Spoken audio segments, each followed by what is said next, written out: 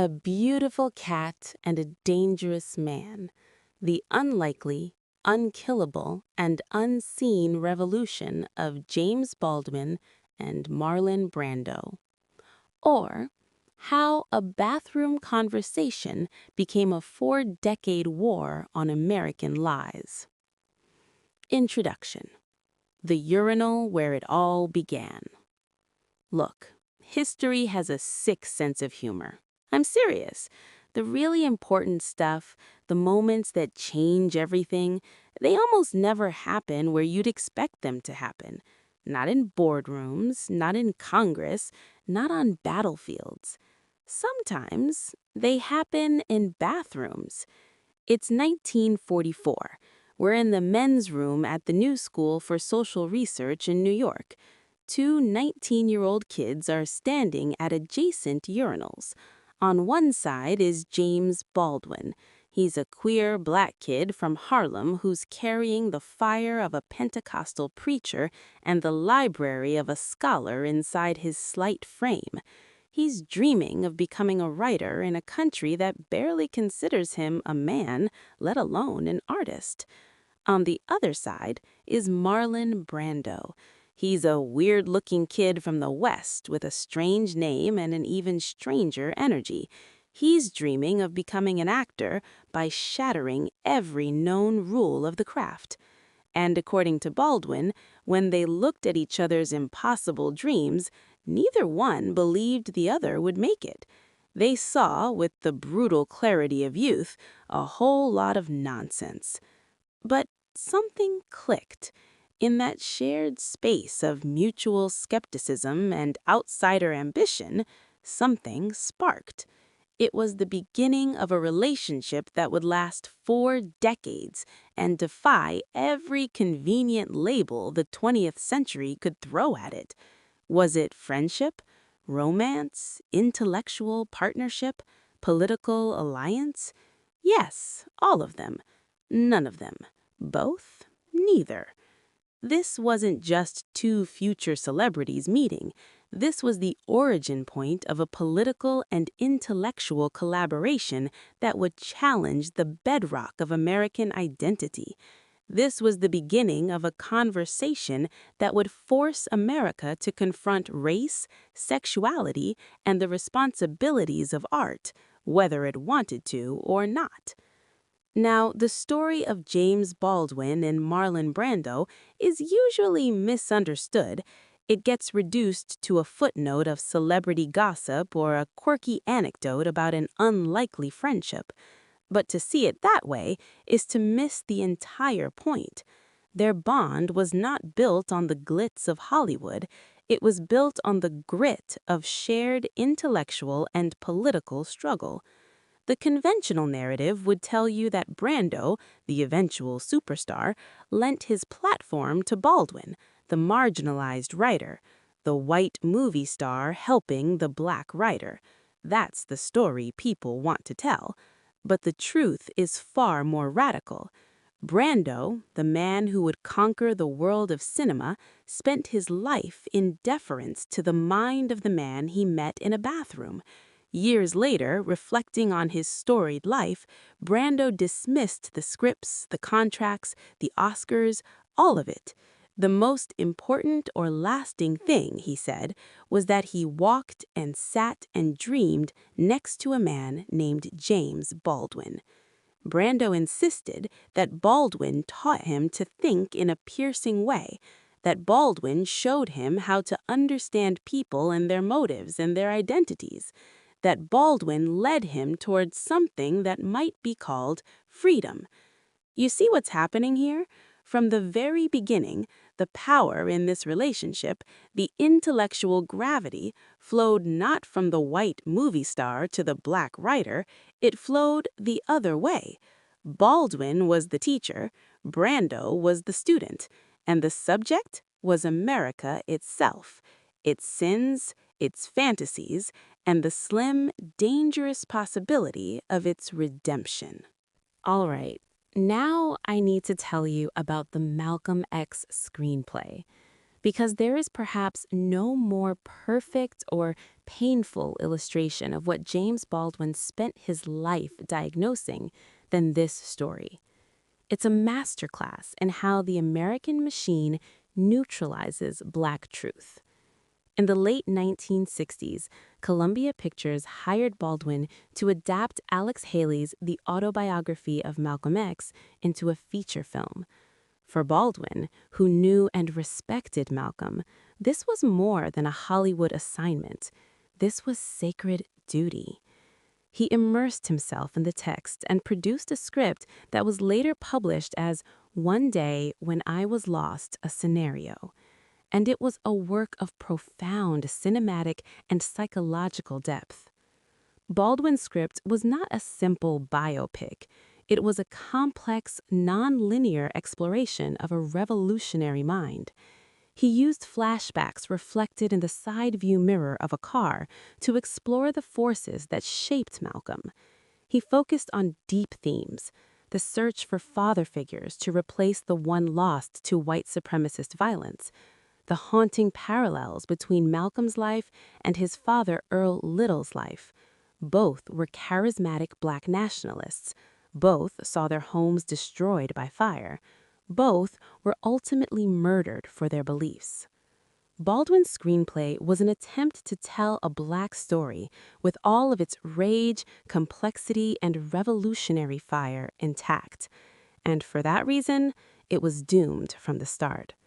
The project was immediately caught in the crosshairs of the very systems it sought to critique.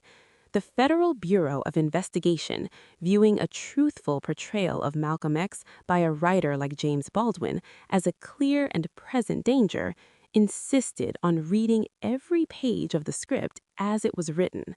Let me say that again. The FBI was reading every page of a Hollywood screenplay as it was being written. The state itself was treating a work of art as an act of subversion. Inside the studio, the resistance was less overt, but just as insidious. The corporate mind of Hollywood, pathologically incapable of handling unvarnished Black reality, began to panic. And then they did something so breathtakingly absurd that it feels like satirical invention. Studio executives reportedly considered casting Charlton Heston to play Malcolm X. Charlton Heston, the man who would later become the face of the NRA, to play Malcolm X? This suggestion was more than just a bizarre casting idea. It was the ultimate expression of Hollywood's impulse to erase Blackness, to literally replace a symbol of Black revolutionary thought with a comfortable white icon. When it became clear that Baldwin would not compromise his vision, the studio made its final, fatal move. They brought in a white screenwriter, Arnold Pearl, to doctor the script, to sand down its sharp edges, to make it palatable for a white audience that the studio assumed was too fragile to handle the truth. For Baldwin, this was unforgivable betrayal. He had been hired for his singular voice, and now that voice was being diluted, corrected, and whitened. He stormed away from the project, refusing to be complicit in the assassination of his own work. Years later, when Spike Lee directed his epic 1992 film Malcolm X, the screenplay he used was a version of that compromised Baldwin-Pearl script. James Baldwin, the man who had first given cinematic life to Malcolm's story, received no screen credit. The entire episode plays out as a real-world manifestation of Baldwin's most trenchant critiques of America.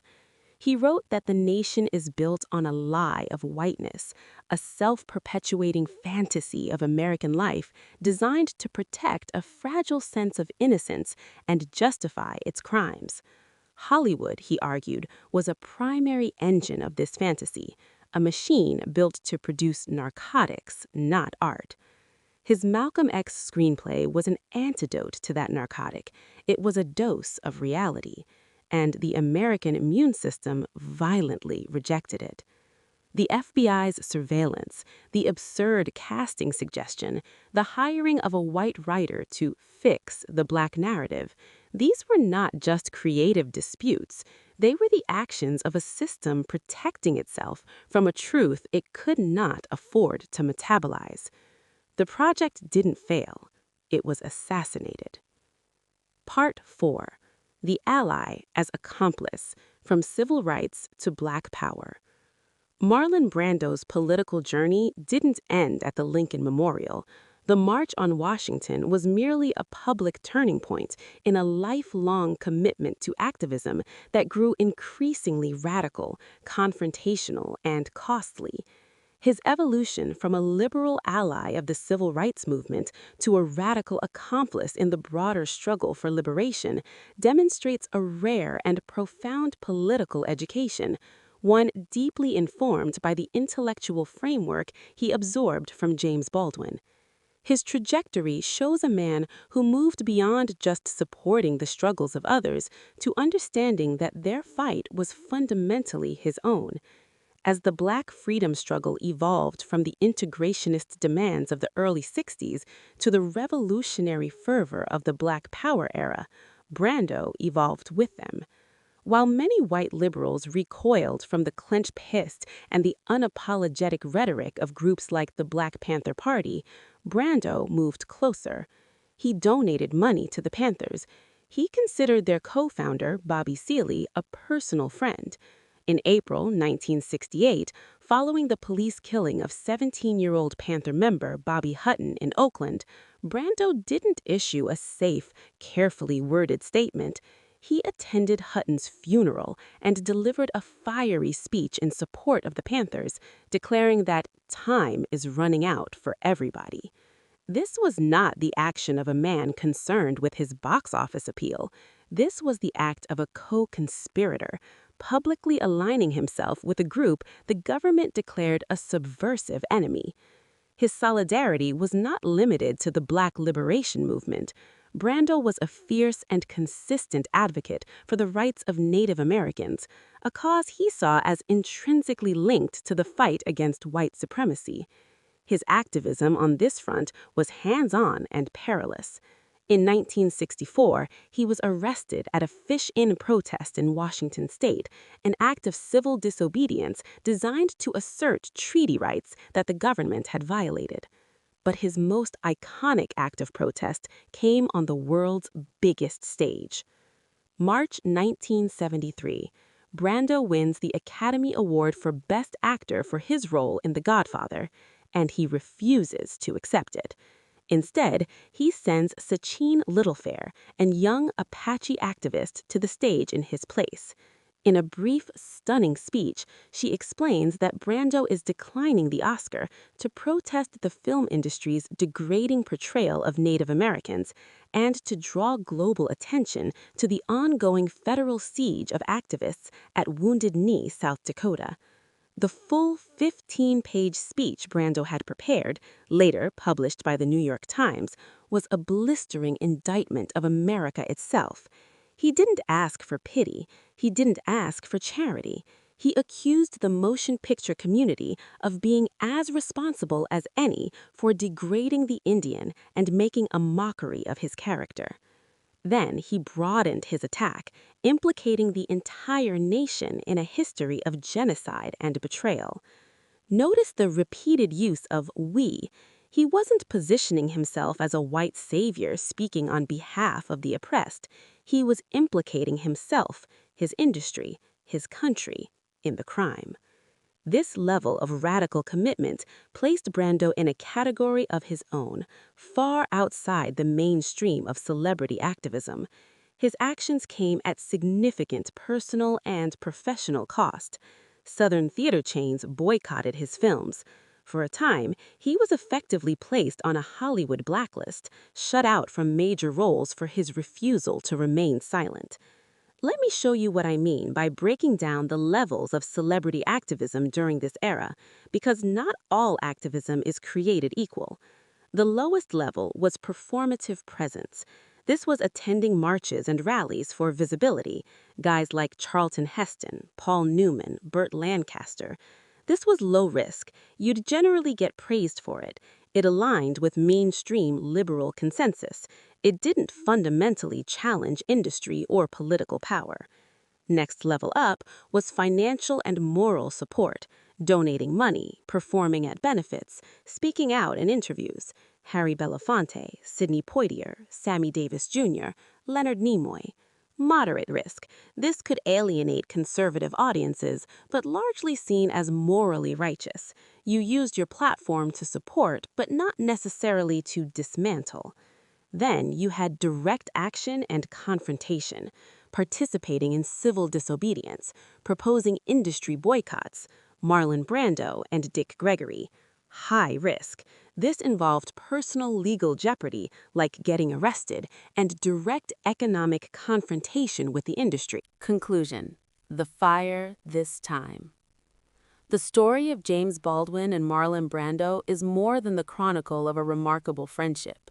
It's a map of a shared struggle for the soul of a nation. Their 4-decade-long dialogue, which began in a new school bathroom and echoed across the stages of Washington and Hollywood, was a relentless assault on what Baldwin called the death of the heart at the center of American life. It was a fight against the moral apathy of a country so terrified of its own history that it has rendered itself incapable of seeing the humanity of its own children. Through Baldwin's piercing gaze, Brando learned to see the contours of this spiritual disease. He saw how the lie of whiteness was not just a tool of racial oppression, but a collective psychosis that made monsters of ordinary men and turned a nation into a self-perpetuating fantasy. And once he saw it, he could not unsee it. He spent the rest of his life and career, often clumsily, often contradictorily, but always with a ferocious conviction, trying to smash that fantasy. He used his fame not as a shield, but as a hammer. Their intertwined legacies leave us with a set of urgent, uncomfortable questions. Their relationship was a living embodiment of the painful, necessary work that true solidarity requires. It was built on the radical premise that the oppressed have something to teach the privileged, that the intellectual and moral authority flows from the margins to the center, that real change demands not just charity from the powerful, but their transformation. Baldwin provided the diagnosis. Brando, in his own flawed but forceful way, tried to live out the cure. To look back on their alliance is to be confronted with the profound gap between the celebrity activism of their day and our own. It forces us to ask what it truly means to be an ally, an accomplice, a co-conspirator. What does the radical, complicated, and deeply human partnership between a queer black prophet and a Hollywood iconoclast demand of us now? In an America still besieged by the very same lies, still haunted by the very same ghosts, still desperately in need of the fire they tried to bring. Because here's the thing, they understood that we keep forgetting. The fight for justice is not a favor the privileged grant to the oppressed. It's not charity, it's not benevolence. It's the work of saving your own soul. Baldwin taught Brando that white supremacy doesn't just destroy black people, it destroys everyone. It turns the oppressor into a moral monster. It creates a psychosis, a death of the heart that makes you incapable of seeing the world as it really is. And the only way out is to smash the lie, to refuse to participate in the fantasy, to use whatever power you have as a weapon against the system that gave you that power. That's what Brando tried to do. Not perfectly, not always successfully, but consistently, courageously, at a great personal cost. He didn't just tweet about injustice, he got arrested, he got blacklisted, he sacrificed roles, he gave up money, he turned down Oscars, he stood on stages with revolutionaries while the FBI took notes. He understood what most people never figure out. You can't be an ally from a position of comfort. You can't fight oppression without risking something. You can't dismantle a system while remaining safely inside it. Real allyship requires becoming an accomplice. It requires putting your body, your career, your reputation, your safety on the line. It requires, as Baldwin put it, the breakup of the world as you have always known it. So when we look at the celebrity activism of today, with its carefully worded statements and its risk-averse solidarity, we have to ask, where are the Brandos? Where are the people willing to use their platform as a weapon? Where are the people willing to sacrifice their comfort for liberation? Where are the people who understand that this fight is not about helping those people over there, but about saving your own soul from a lie that destroys everyone it touches? The story of Baldwin and Brando is a challenge. It's a reminder. It's a standard. It says, this is what solidarity looked like when it was real. This is what it cost. This is what it required. And it asks us, what are you willing to pay? What are you willing to risk? What world are you willing to break? Because the fire they tried to bring, it's still burning. The lies they fought, they're still here. The moral apathy, the death of the heart, the self-perpetuating fantasy of American innocence, still killing us, all of us. And the only way out is the way they showed us, not from the top down, not from the powerful to the powerless, but from the margins to the center, from the oppressed to the privileged, from Baldwin to Brando, from the prophet to the student, the teacher and the taught, the beautiful cat and the dangerous man, the bathroom conversation that became a revolution. That's the fire this time, and it's still waiting for us to pick it up.